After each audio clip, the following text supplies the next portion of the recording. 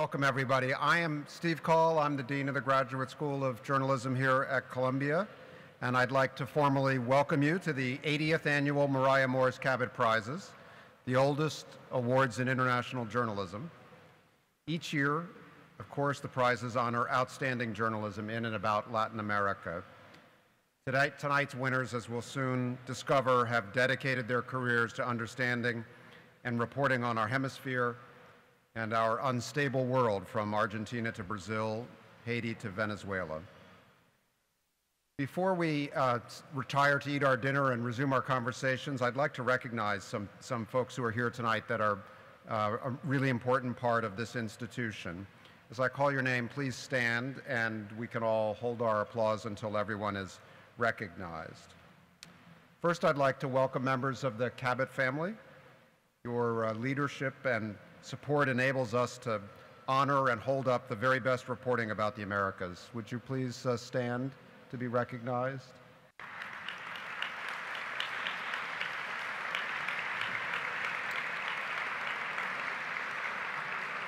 Thank you. Next, I'd like to welcome past Cabot medalists as well as members of the Cabot Board, which is a really wonderful group of scholars and journalists who contribute their expertise to choose the winners every year. We appreciate your time and your many contributions. Please stand and be recognized, past winners and board members. Thank you.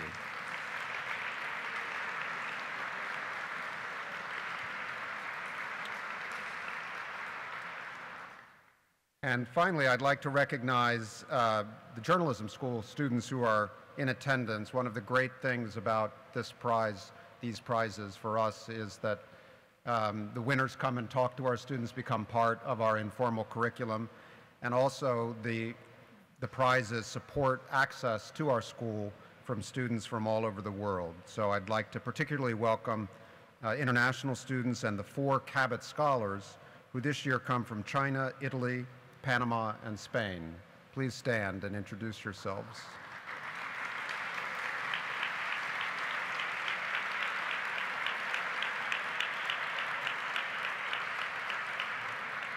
I hope you get a chance to talk to some of them. And now enjoy your dinner, and we'll be back with the program in just a little while. Thanks.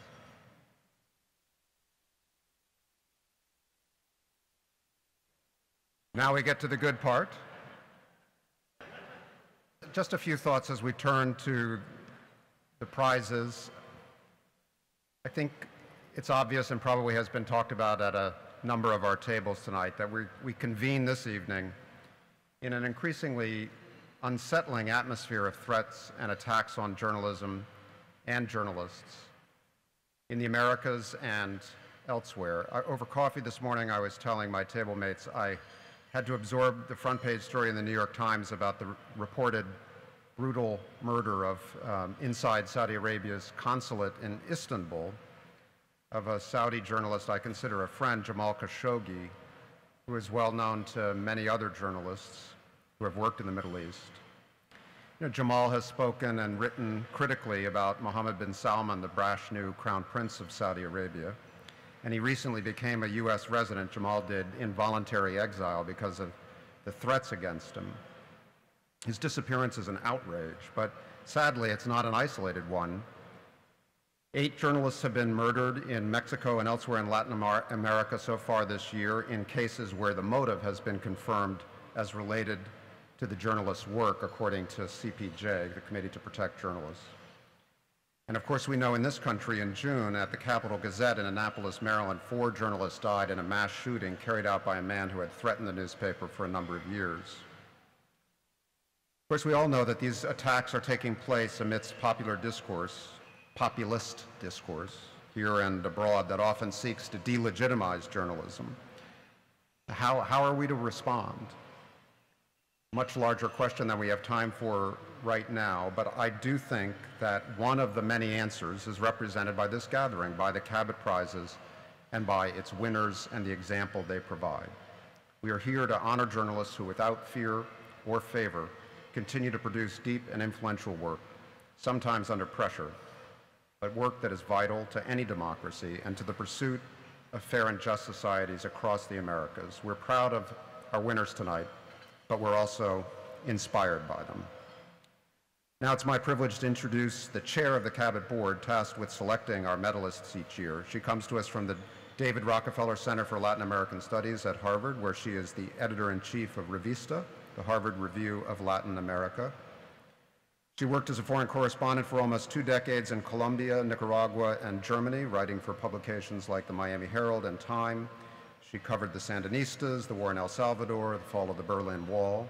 She's written books about Guatemala and Colombia, and is a professor of journalism who also happens to be a graduate of Columbia University's Journalism School. Please join me in welcoming June Carolyn Ehrlich.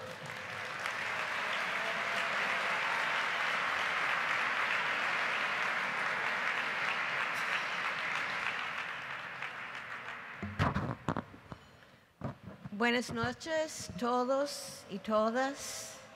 Welcome, ladies and gentlemen. Welcome to this year's Cabot Award ceremony. Thank you to President Bollinger, to Dean Cole, and to the Cabot family for supporting this wonderful, wonderful award that makes possible this testimony, this virtual and vital testimony to courageous journalism throughout the Americas. Truth speaks to power. In these difficult times in Latin America, in the Caribbean, and in the United States, journalists are searching for the facts, the truth, to take on corruption, impunity, inequality, and the violence that afflicts so many of our countries. Yet the quest for truth that speaks to power is not new in the Americas, and it is vital to the contribution of the understanding among the Americas. The amazing careers of those we are honoring tonight attest to that. Each of the 4 Cabot medalists and the citation winner demonstrate in his or her own way that long-time passion for conveying truth, whether through the printed word, digital media, or photography.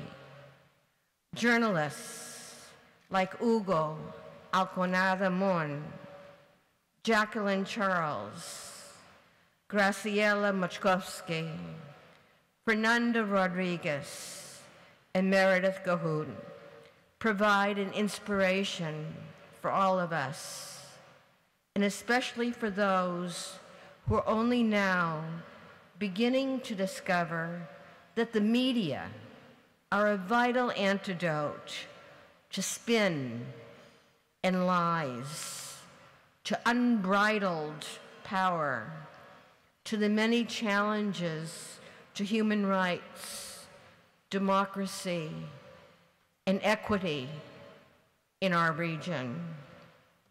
But it is not only a matter of opinion and passion, and no, not even just of commitment. Journalists, the journalists who have won tonight, and many others of you here present in the room and throughout the region, have the deep knowledge and skills to bring that truth to the table. Yesterday, Columbia Journalism School organized a panel with the Cabot winners for the students at the school. And I learned at that panel that the Venezuelan government does not give, or perhaps doesn't even have, statistics on infant mortality. No one knows how many dead babies there are because of malnutrition in this country that is the most rich in resources, perhaps, of the entire region. And there are brave doctors and nurses who are taking photographs of death certificates, who are taking photos of babies, who are communicating with journalists so that they can get the truth out, and they can know, and we can know, about this great humanitarian crisis in our region. President Bollinger is going to tell you in more detail about the work of our winners, so I won't go one by one. I just want to give a hearty and a heartfelt congratulations to all of you, to every single one of you. To them, a hearty congratulations. Finally, I would like to ask for a round of applause for Abby Wright and Lauren Meregildo Santos for putting together this wonderful event. Thank you.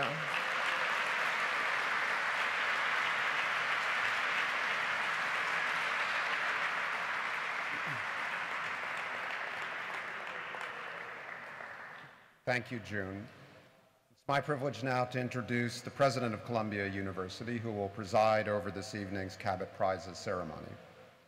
Lee Bollinger is a member of the Columbia Law School faculty, one of the country's foremost First Amendment scholars. He comes from a family of journalists and is a well-known defender of press freedom. He has been a wonderful member of the Pulitzer Prize Judging Board, a great ally and supporter of the journalism school, and I'm so pleased that he can be with us here tonight. Please join me in welcoming Columbia University President Lee Bollinger.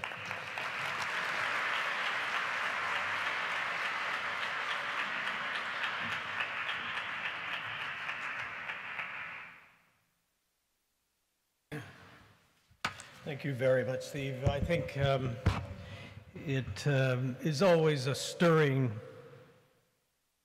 moment to be here at this event.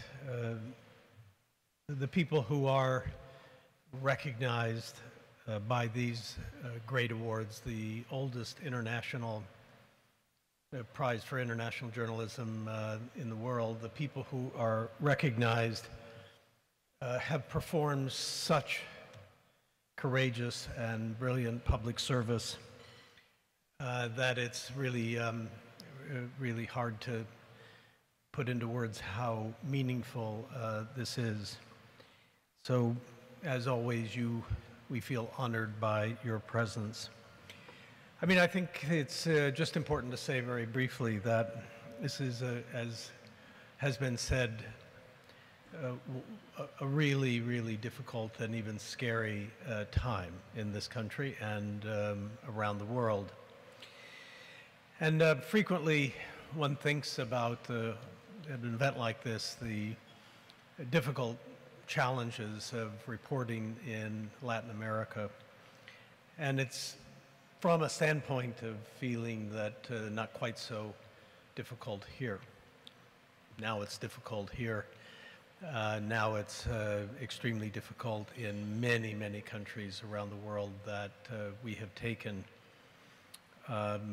as signs of improvement of free speech and free press. So it's a difficult time. The university is a place that I think of as absolutely aligned with journalism. We do long-form journalism. That is, we take longer time. We do an objective, nonpartisan, non-ideological, rational look at issues of the world, of life, of the natural world. And we do it over a 5, 10, 20-year period, even longer, whereas journalists are doing the same thing, but on a daily, weekly, monthly basis. We're all in the same business, in my view. So with that in mind, I think we just have to recognize that a great university, and this is truly a great university, has a responsibility to try to direct its scholarship, its research, and its teaching towards the world's issues, and free speech and free press and democracy and accountability of governments and power are all part of that. There are many ways we're doing it. If you really were designing a university to do this greatly, as much as you could, you would not only have people in law school and business and public health and so on directing their attentions here, but you'd have the best school of journalism in the world, and you'd have Steve Call as the dean, and that's what you would do. And Columbia has done that, and I am just, it's the only Ivy League journalism school. It is really, really great.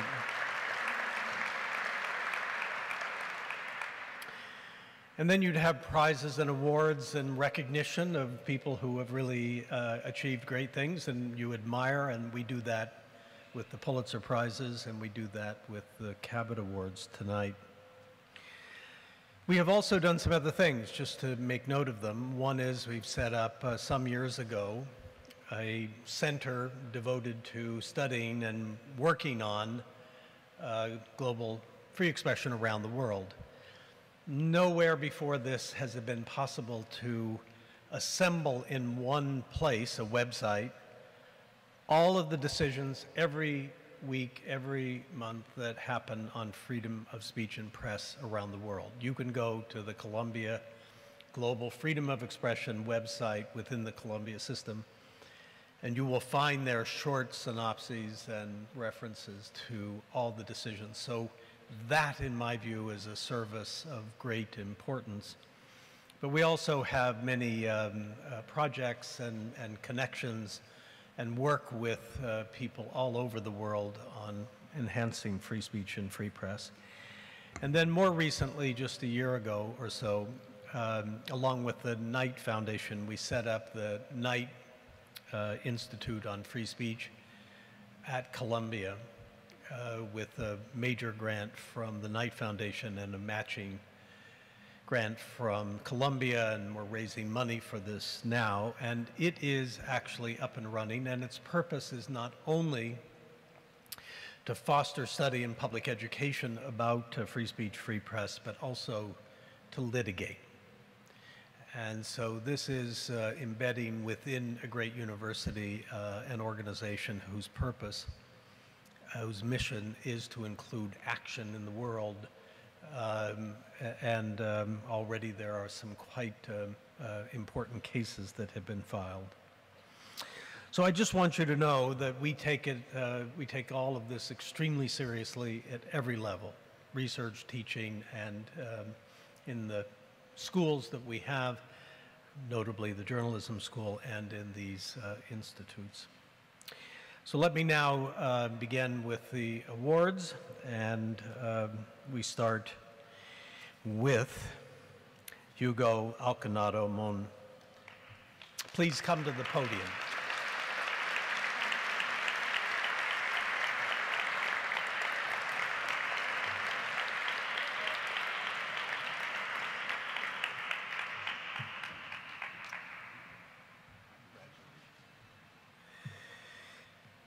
Our first medalist's career embodies the core mission of these prizes, honoring journalists who make significant contributions to inter-American understanding.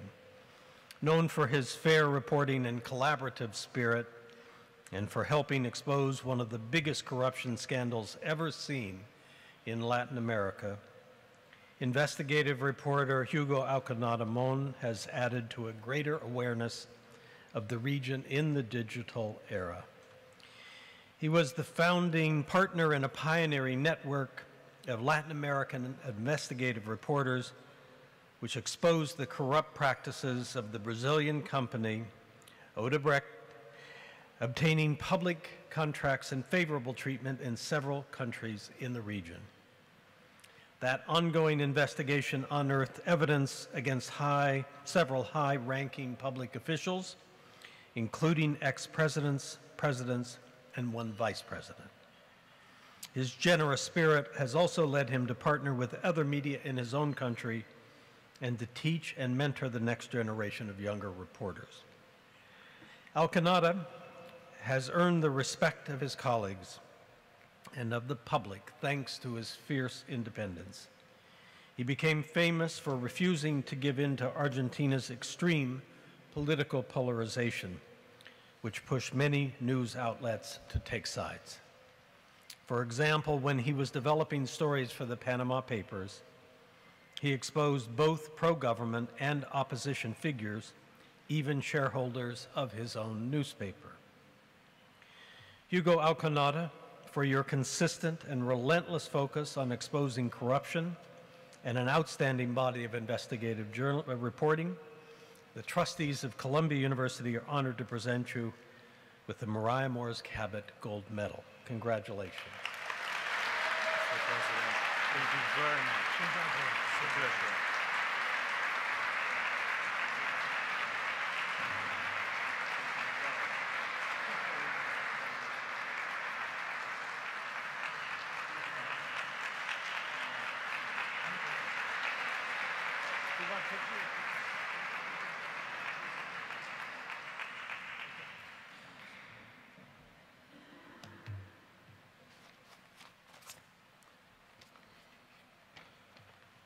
Good evening. It is an honor for me to be here tonight receiving this recognition. I understand that being here is a privilege and a responsibility that I hope to live up to with my past and future work. For those who are no longer here with us, for those who gave their lives, for those who defiantly practice journalism every day, despite the threats, the pressures, and so much more that they must face throughout the hemisphere. I want to thank my colleagues, editors, and owners of Diario La Nación. This prize is only possible thanks to you. Thank you. And I want to take the opportunity in particular to thank my wife and my children.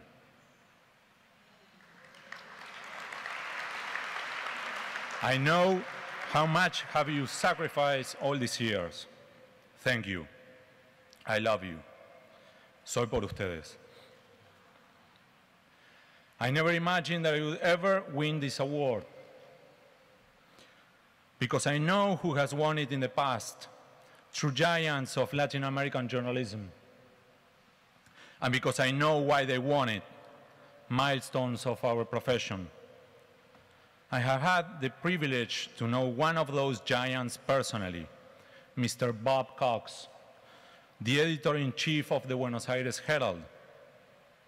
I know him because he was a decisive figure during the dark days of the Argentine military regime. He was the first one to publish stories about the desaparecidos, the disappeared, including one of my relatives. And he was one of the few who forced the dictatorship to end this practice. In closing, I want to thank the jury, Columbia University, and the Cabot family. This award is for the best understanding of Latin America, and we are working to accomplish that goal every single day. So be it. Thanks.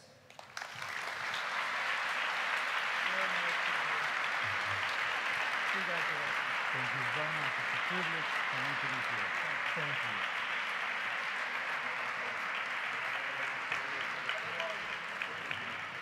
Sorry.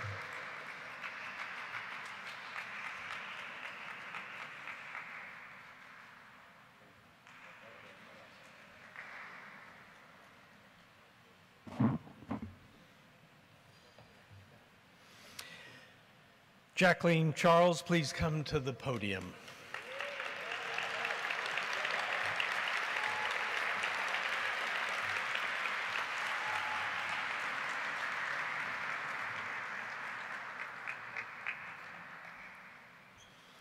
As a correspondent for the Miami Herald, Jacqueline Charles has reported on the Caribbean for nearly a quarter century. A committed journalist and accomplished writer, she always looks deeper, searching for vivid tales to convey the inequities and deprivation that have stalled progress in the region. Charles's great contribution may be as a narrator of the agonies of Haiti, the hemisphere's poorest country, crippled by misgovernment and battered time and again by nature. After the earthquake in 2010, she rushed to the shattered capital and stayed. Her stories revealed an entire nation in shock from the devastation, from survivors clawing out of the rubble to the president reeling with grief. Her articles criticizing the aid program overseen by former President Bill Clinton pushed him to include more local Haitian organizations. More recently, Charles identified the new routes Haitian migrants took to escape their broken country, and she traveled to Chile, Canada, and Mexico to follow their far-flung journeys. Charles is multi-talented, telling her stories across platforms to reach people in the United States and other parts of the world in compelling written narratives, in photographs and videos, through social media and speaking engagements. She has also produced a deeply moving documentary about Haitians' efforts to regain hope after the quake. Jacqueline Charles, for your years of brave and tenacious reporting, and for your dedication to covering the Caribbean in new ways to reach new audiences, the trustees of Columbia University are honored to present you with the Maria Moors Cabot Gold Medal. Congratulations.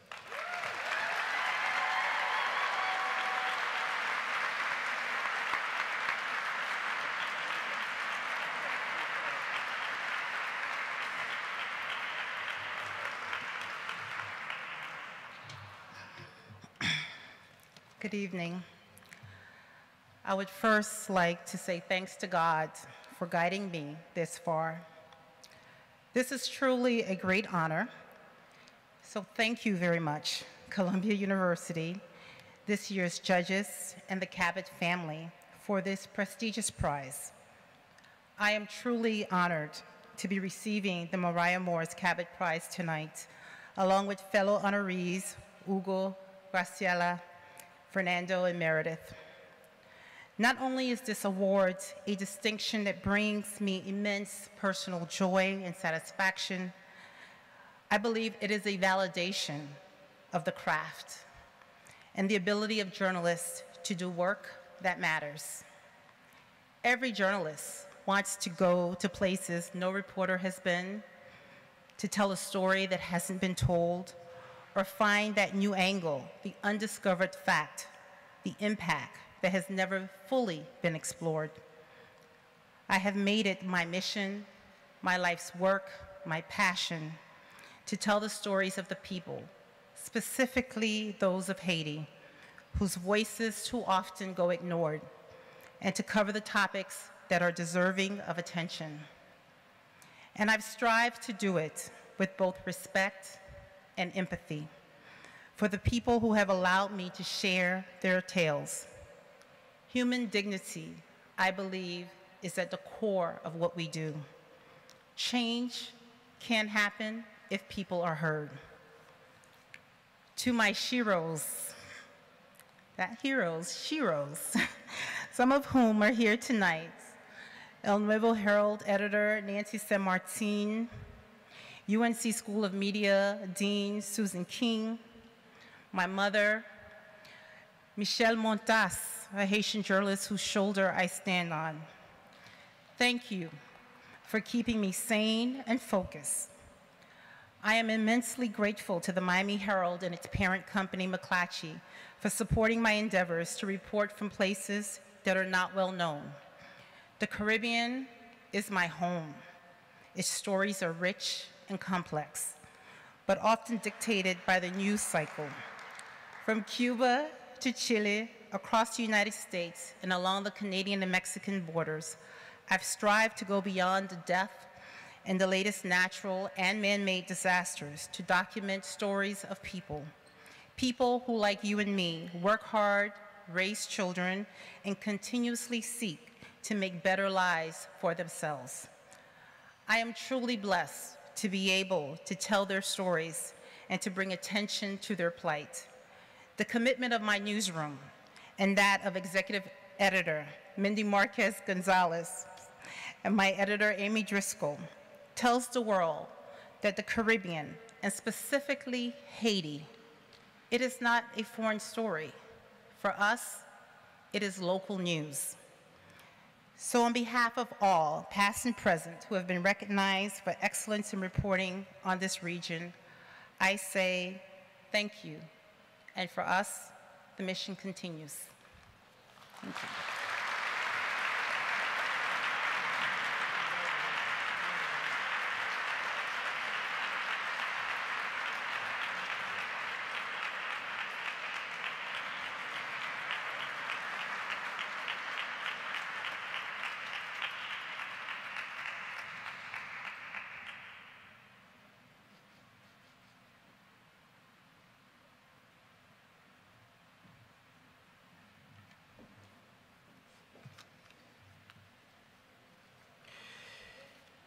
Graciela Mochkofsky, please come to the podium.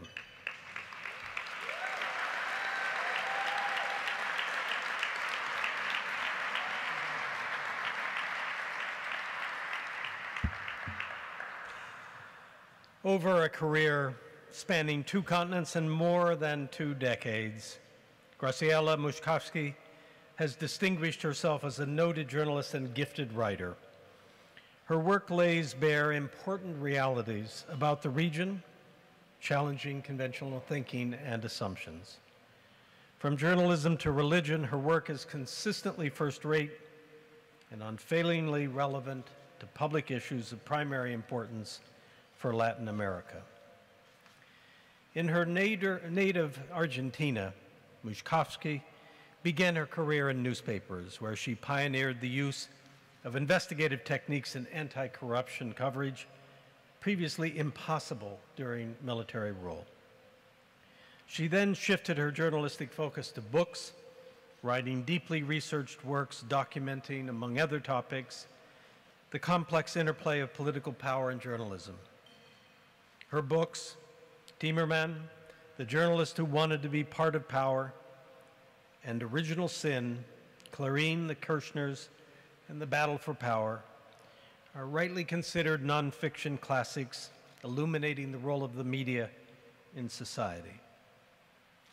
Her upcoming book explores the phenomenon of changing religious allegiances in both Latin America and the United States. Then in 2016, she took on the new challenge of training journalists to work in both Spanish and English as director of the Spanish language program at the Graduate School of Journalism of CUNY, the City University of New York. Graciela Mochkofsky, for a career of excellence, for your many achievements as a journalist and author, and for furthering inter-American understanding, the trustees of Columbia University are honored to present you with the Maria Moors Cabot Gold Medal. Congratulations.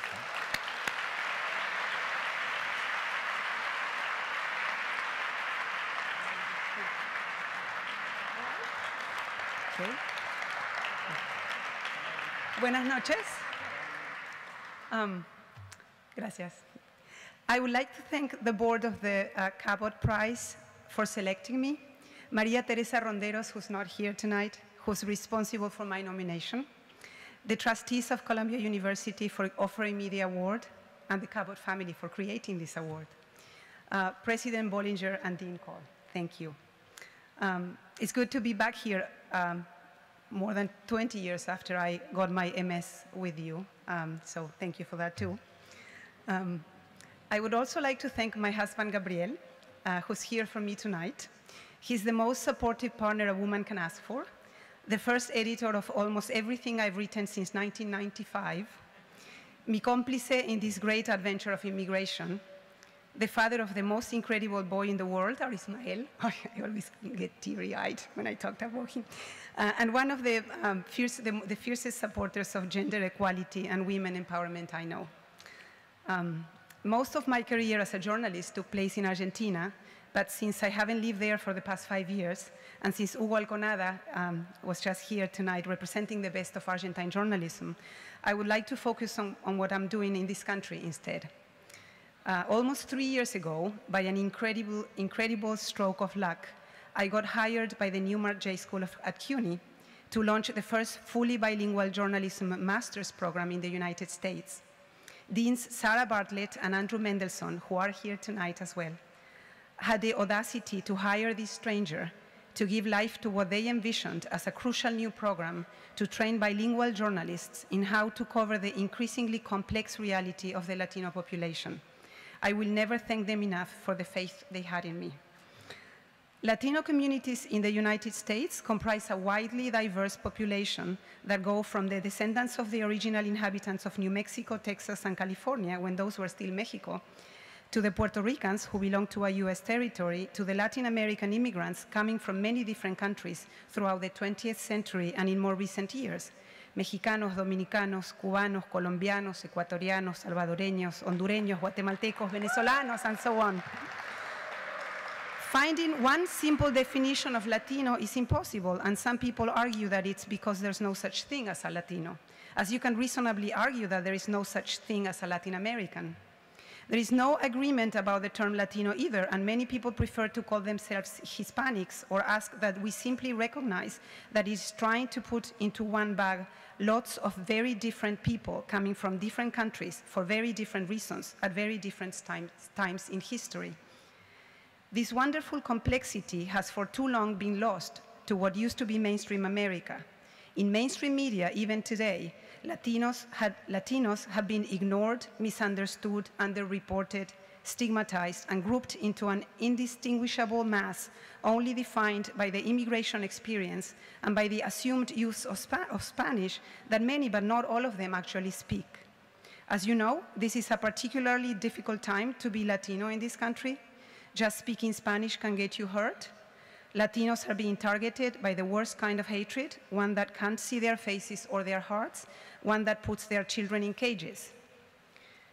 What we are trying to do at the bilingual program is to unpack this history, these cultures and identities, and to find a new way to report on and to talk about them, a better way, a respectful way, a truer way, and hopefully to help create more understanding and empathy and safety for people who are intrinsic to the social fabric of this country.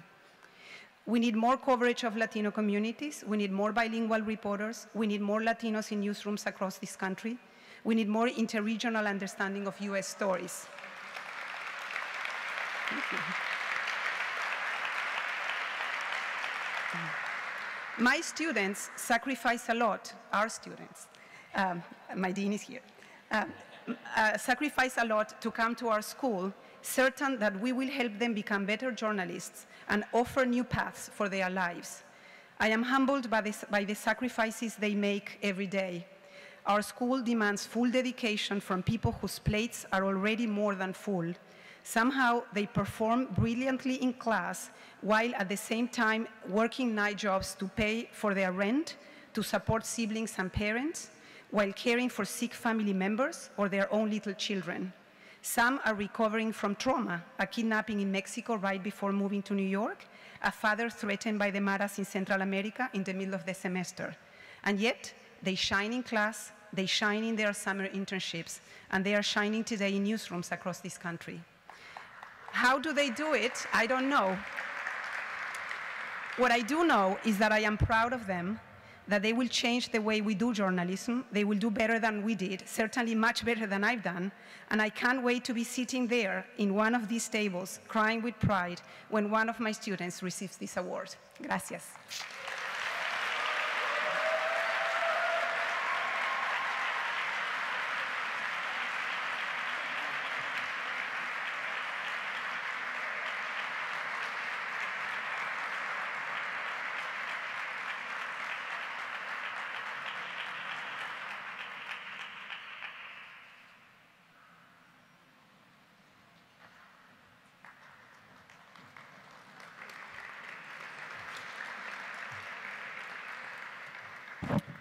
Fernando Rodrigues, please come to the podium.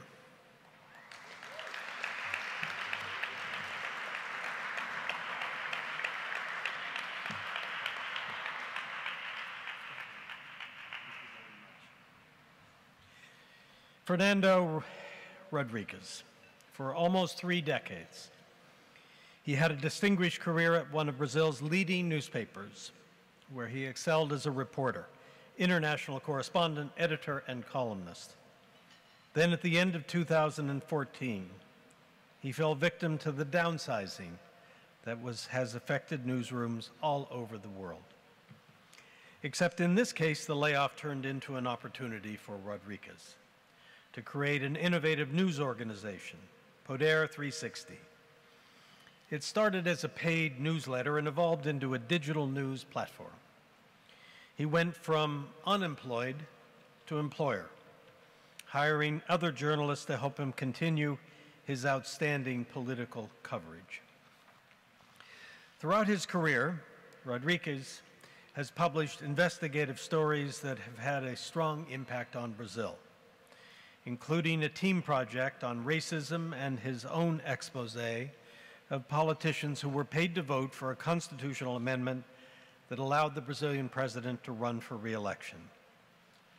He spent years setting up an unprecedented database of information that showed how thousands of Brazilian politicians became richer after each election. Rodrigues has been the Brazilian partner in several ICIJ transnational investigations, including the Pulitzer Prize-winning Panama Papers. A champion in the successful campaign for access to information law in Brazil, he was also one of the founders and leaders of the Brazilian Association for Investigative Journalism. Fernando Rodrigues, for pioneering efforts to improve transparency in Brazil, a career dedicated to political reporting across platforms, and for your commitment to promoting better inter-American understanding through journalism.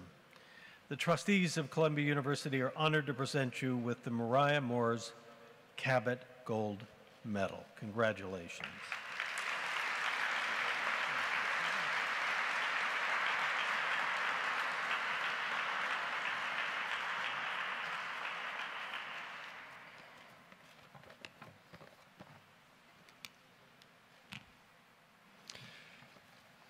Good evening.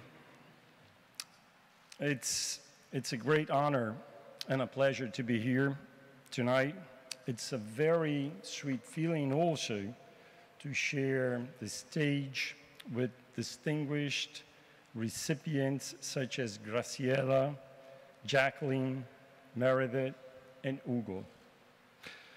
I'd like to thank Columbia University's President Lee Boilinger, the Cabot Board, and the Cabot family, and also a special salute to my friends, journalists Paulo Sotero, Carlos Loria, Maria Teresa Ronderos, and Rosenthal Alves, a source of inspiration to me.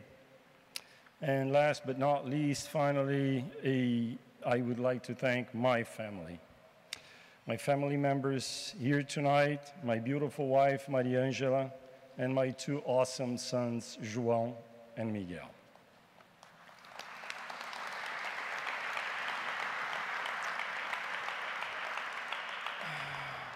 Well, I decided to be a journalist at the age of 17. I'm 55 now. The year was 1980, and at that time, I had this rare opportunity for a middle-class Brazilian boy. I was awarded an exchange scholarship to finish high school in Belgium. In 1980, Brazil was still a dictatorship.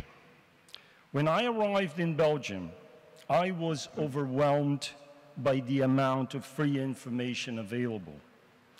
It was like an epiphany for that young Brazilian boy, and my passion for freedom of expression and access to information was ignited like a flame. I spent then more than 30 years as a reporter, editor, political analyst in many countries, in different cities, I had the privilege to travel to just about every Latin American country. Life was good. But then came the disruption of the media industry, and just like that, the job at the newspaper was gone. I was fired alongside many other longtime colleagues. The media industry in Brazil has cut over 2,000 jobs in newsrooms since 2012. The total daily print circulation of the main newspapers in Brazil has dropped 42% in the past 3 years. At the same time, politicians and the powers that be are escalating their criticism against the media. You know that perfectly well here in the United States.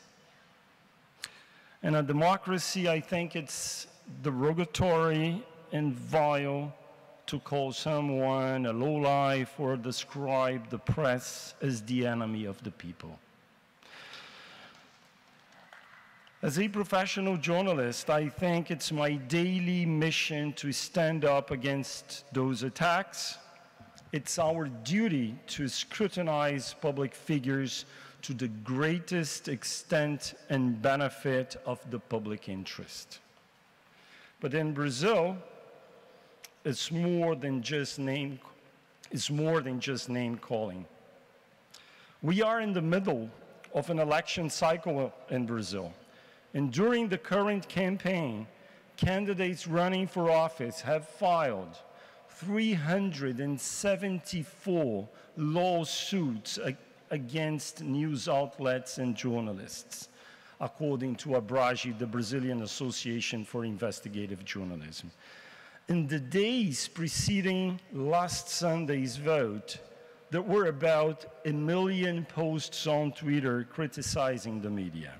Most of those tweets came from politicians and their political operatives. Last year alone, there were 82 violations against freedom of expression in Brazil. At least 116 journalists and/or media outlets were the targets of those attacks. We sure have big challenges ahead, but I love journalism and I love being challenged. I lost my 27-year job at a newspaper in November of 2014. I don't mean to brag or fantasize here, but at that moment, I felt really invigorated, and my instant decision was to move forward as a journalist. There was no doubt in my mind about that.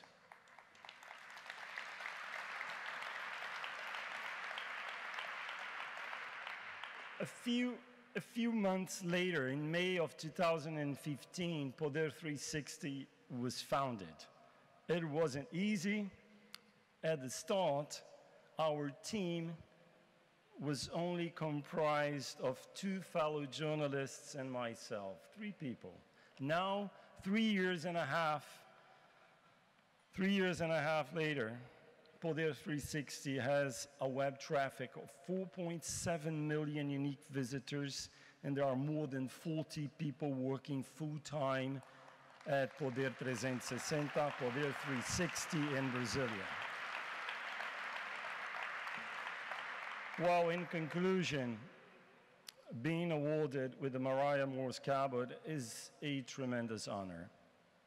But more than that, I feel it is a strong signal that Columbia University sends out professional journalism initiatives like Poder 360 are on the rise.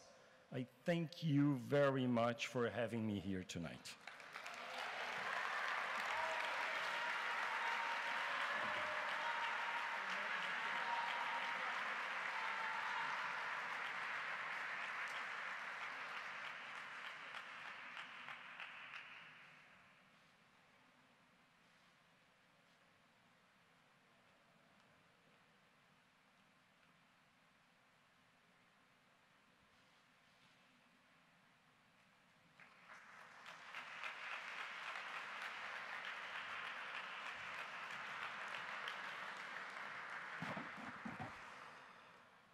Meridith Kohut, please come to the podium.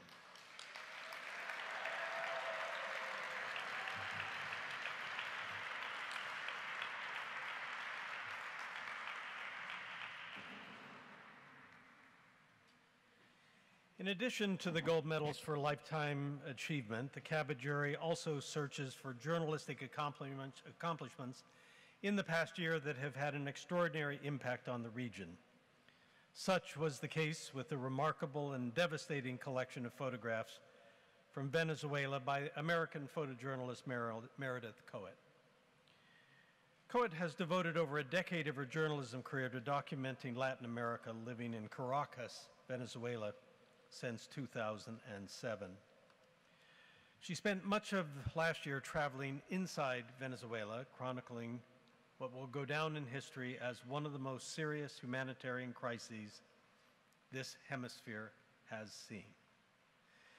Venezuela is in the throes of political, economic, and social chaos, has been the scene of death, exodus, starvation, and misery.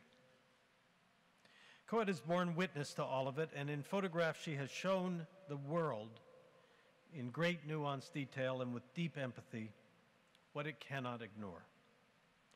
Through the shadowed faces of severely malnourished children, Molotov cocktail-throwing anti-government protesters, and Venezuelans suffering from food and medicine shortages who are just trying to survive, her pictures have a soul-wrenching impact that are often more immediate than the written word. She led a 5-month investigation that exposed how hundreds of children had starved to death in government hospitals. It was published in December of 2017 in a special section in the New York Times titled, "As Venezuela Collapses, Children Are Dying of Hunger." Meridith Kohut, for your extraordinary photojournalism from Venezuela, the trustees of Columbia University are honored to present you with a special Maria Moors Cabot citation. Thank you.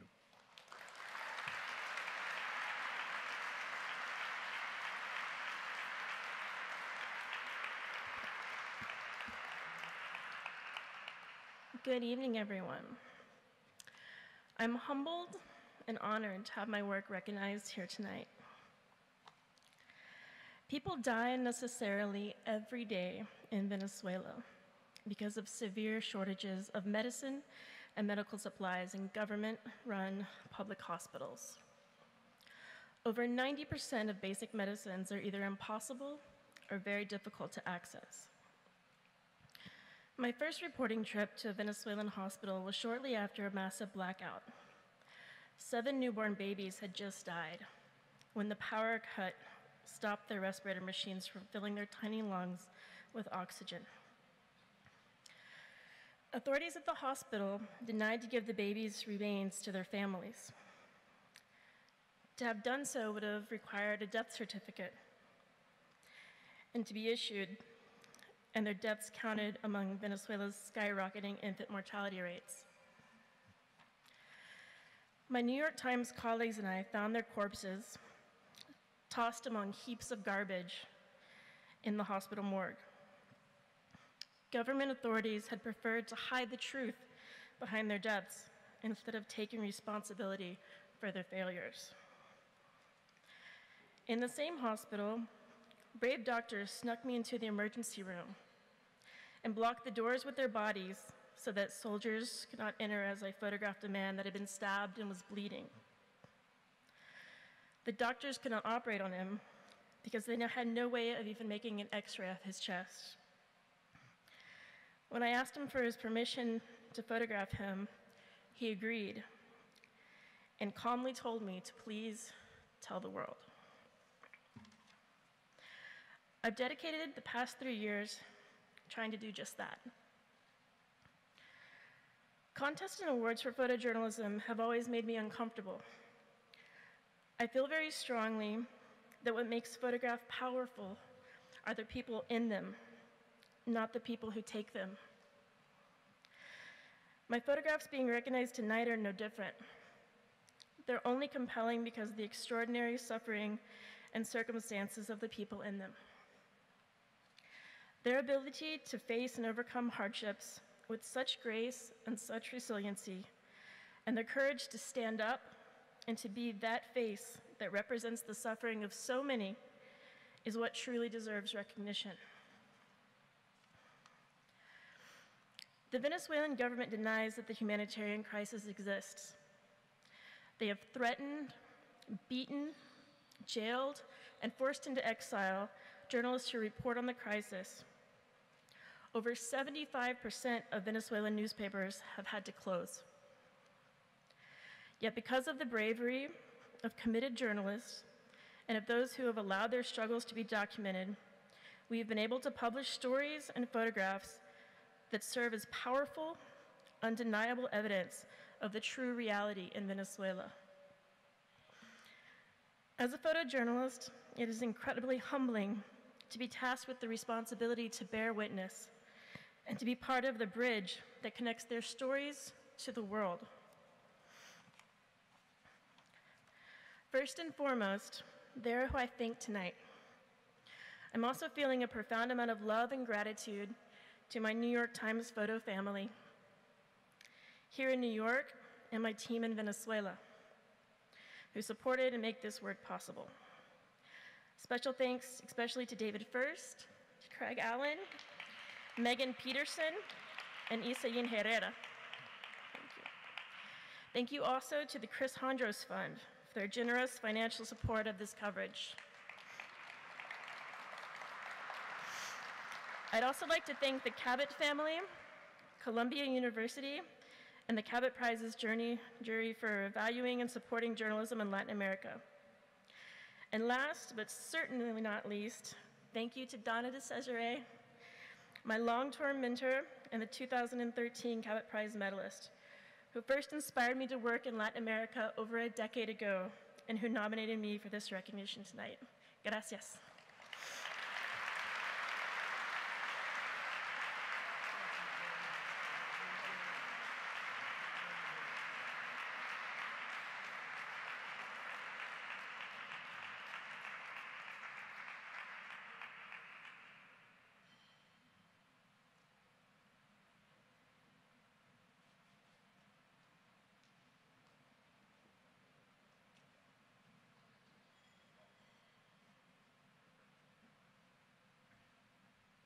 Thank you and good night.